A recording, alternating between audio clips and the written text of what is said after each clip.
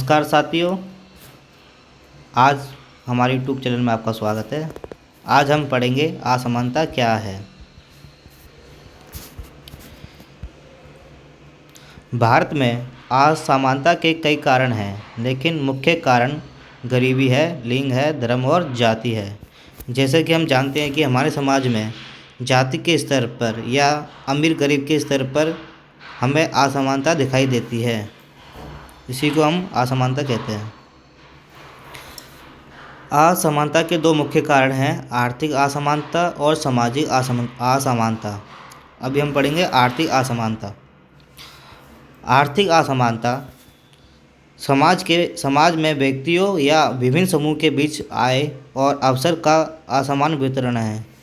जैसा कि आर्थिक असमानता वहाँ दिखाई देती है जहाँ एक ही समाज के युवा, चाहे वो टीचर हो, चाहे वो किसी कंपनी का एम्प्लॉय हो, वहाँ उनके ऊपर आर्थिक असमानता दिखाई देती है। जैसे कि दो टीचर अपनी योग्यता के अनुसार अपनी पद पर हो, लेकिन उनकी आय विभिन्न हो, वहाँ आर्थिक असमानता दिखाई देती है।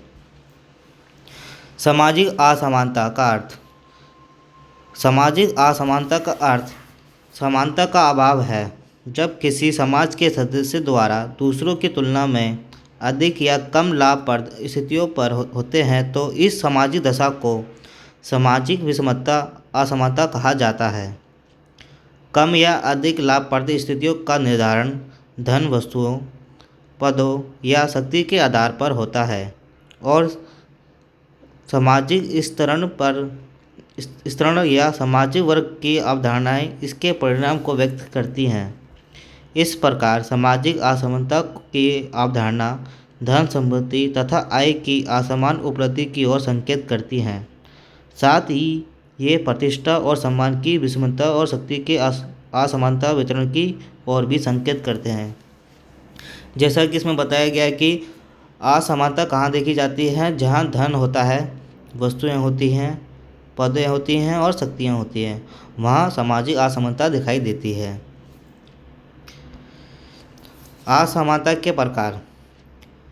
वर्ग असमानता, लिंग असमानता, वैश्विक असमानता, शारीरिक असमानता, नस्लीय असमानता। ये सभी पदार्थ सभी असमानता के हैं। जहाँ जहाँ असमानता दिखाई देती है, यही मुख्य कारण होते हैं।